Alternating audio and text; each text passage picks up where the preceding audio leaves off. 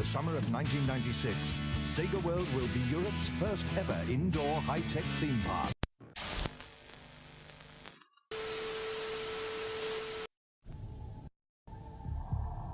Something wonderful is happening. Something magic. Something that will change the way you think about high-tech entertainment. Segaworld is coming to the Trocadero Piccadilly Circus in London. Welcome to the next generation of indoor entertainment.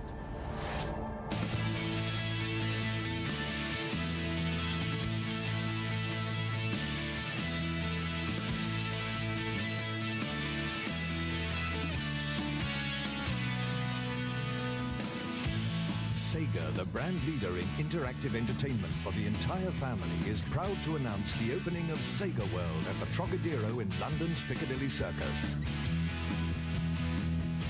Opening in the summer of 1996, Segaworld will be Europe's first ever indoor high-tech theme park and promises to be the ultimate future-active entertainment experience.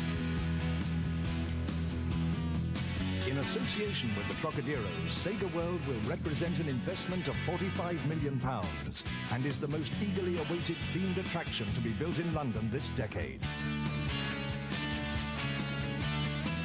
Segaworld will provide a unique and dynamic addition to London's continuing entertainment heritage.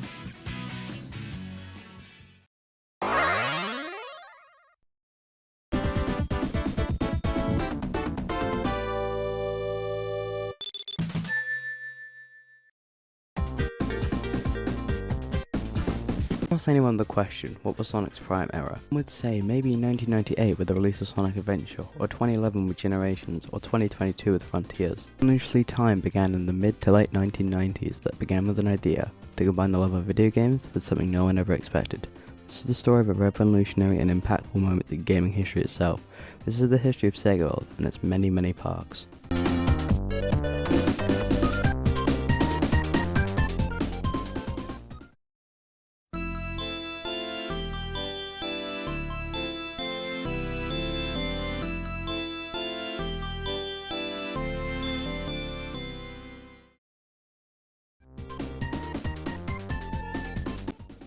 In the 1990s, Sega had started the first year of the decade losing a lot of revenue and profit, as the Sega Genesis wasn't selling very well, with its backlog of library of games only holding enough revenue to keep the company afloat.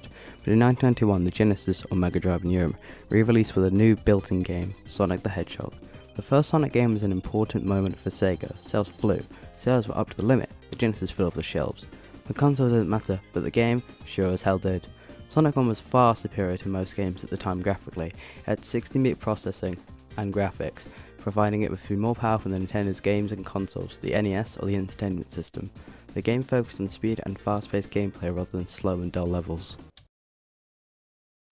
So, imagine this, it's 1992, CDs are king, Nevermind and Nirvana as a whole had just overthrown Michael Jackson in the charts, grunge and punk rock was on top of the world, and Sega had just sold the best-selling video game of 1991.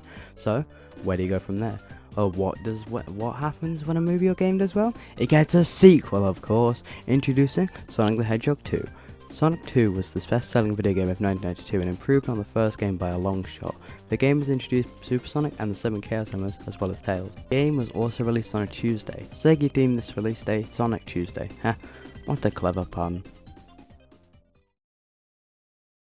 Forward to 1995, everything was smooth sailing for Sega and the world in general. I mean, Sonic 3 and Sonic CD had been released in 1993 and 1994, Radiohead had just recorded their second album, The Bends, and the world was at a state of peace. But Sega wasn't. The company was on top of the gaming world with 4 successful games. What else could they do? Well, in mid-1995, Sega pitched an idea to change the gaming industry and entertainment industry forever. A world of high-tech fun and whimsy. The idea? Segaworld. A place that combines gaming and theme parks. The idea was unlike any before. Thus, plans were put into action and planning began, with building the establishment happening in the upcoming year of 1996. But the question was on everyone's mind at the time was simple. Where was Segaworld located?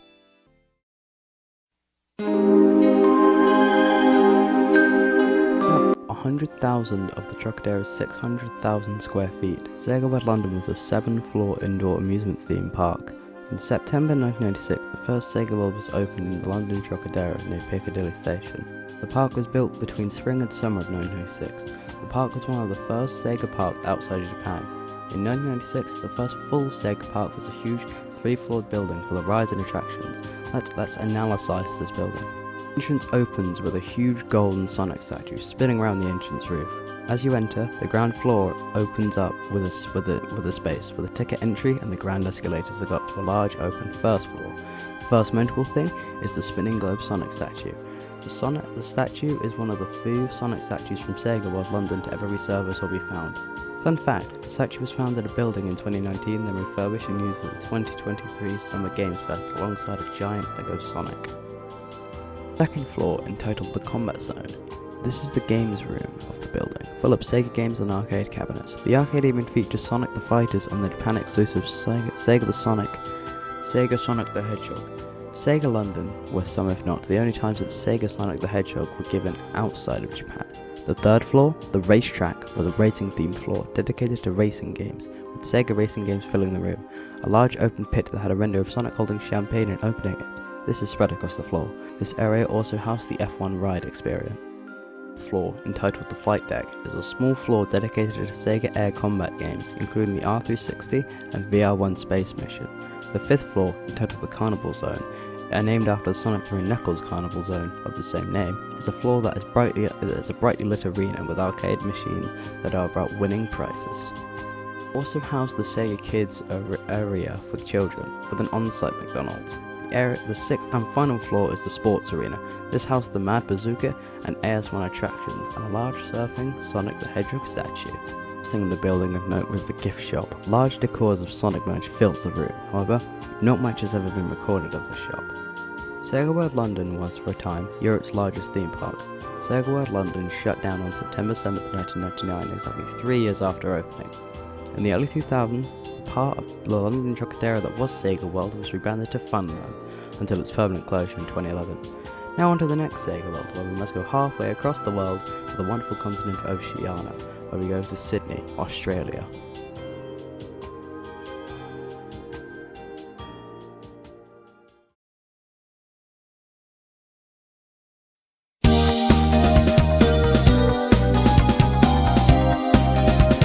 The world's second Segaworld, that was located in Darling Harbour, Sydney, was planned as early as 1994 and invested over 80 million Australian dollars into the park. It was opened in March of 1997. Sonic was widely endorsed in the park, with a titular character appearing on cups in the park and on the logo, both of which miscoloured his arms as blue, as well as having several pieces of merchandise of him being sold there. Not much is known about the actual interior of the building, but we do know a few things. First of all, the attractions and rides were the same rides that Segaworld London had: the F1 Experience, the R60, and the VR1 Space Mission. Aqua Nova also appeared as long as AS-1 and Mad Bazooka. These were all taken away and sold when the park closed. Second of all, the entrance, one that was branded as London's rocket escalators. It was a standard elevator going into the park. Third of all, a games room was present, but nothing is known apart from some of the stuff from Segaworld London was in the building. However, the main attraction of the park wasn't a ride or a game, but a stage show, Sonic Live in Sydney. Wikipedia tells us that Sonic Live in Sydney was a half-an-hour live show hosted at the park. Sonic Live in Sydney was set on an alternative timeline based around the Saturday morning Sonic the Hedgehog series and served as a between story for Sonic 2 and 3. Eggman's Death Egg crash lands into Australia instead of Angel Island, and he attempts to take over Sydney, which is stopped by Sonic and Tails. The show features a large amount of audience interaction. The music was used from the first 2 games, composed by Masato Nakamura. The stage show also had an original soundtrack, there being 3 musical tracks: Give Me Chaos, What Are We Waiting For, and Thank You For Being You. All songs were put on CD, however, that means we have the full soundtrack available on the internet.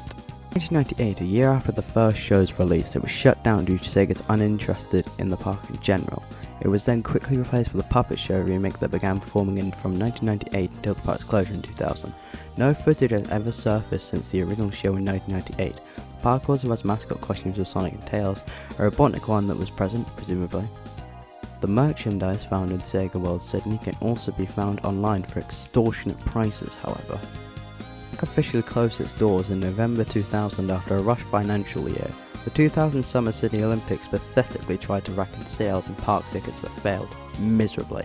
In 2001, all of the rides were auctioned off, and in 2008, the building that housed Segaworld Sydney was destroyed, and all the statues and decor were either destroyed or auctioned off. Apart from a few statues, Sonic and Sally's statue that was situated in the end of the harbour.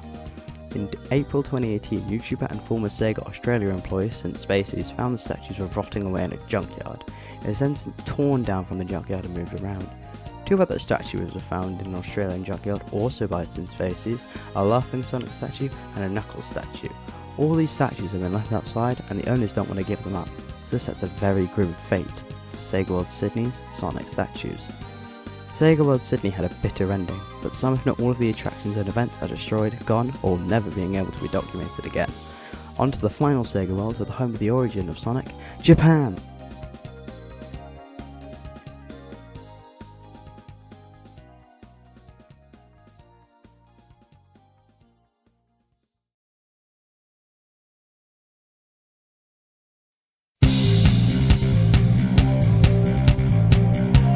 Last major Segaworld and longest running Segaworld Japan doesn't have much history, but one notable and notorious venue was Segaworld Kodama.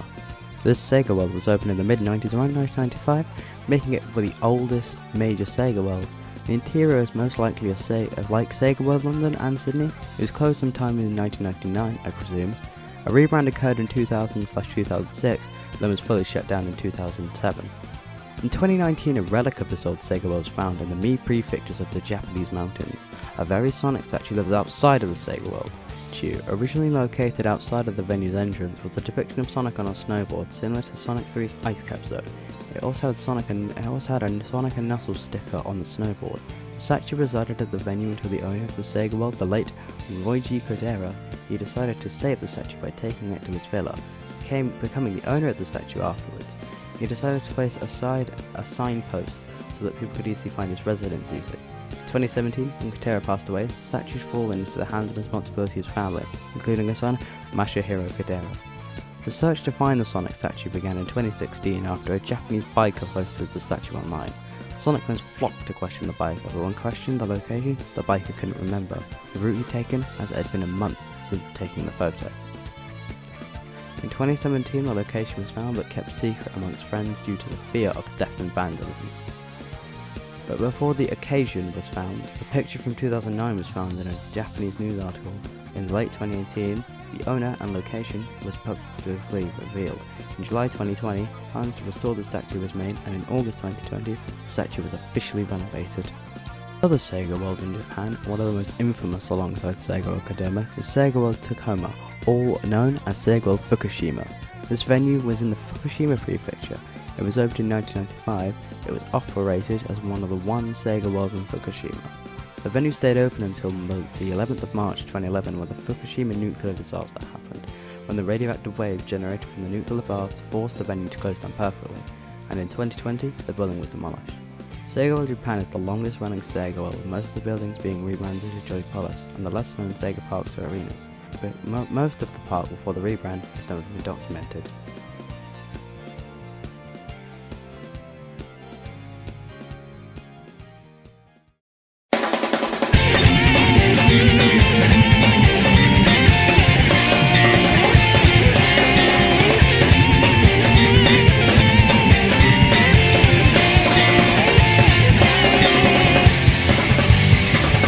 Segaworld was one of the greatest things to come out of Sonic history. It introduced the concept of video game theme park and practically dominated arcade chains in the 90s.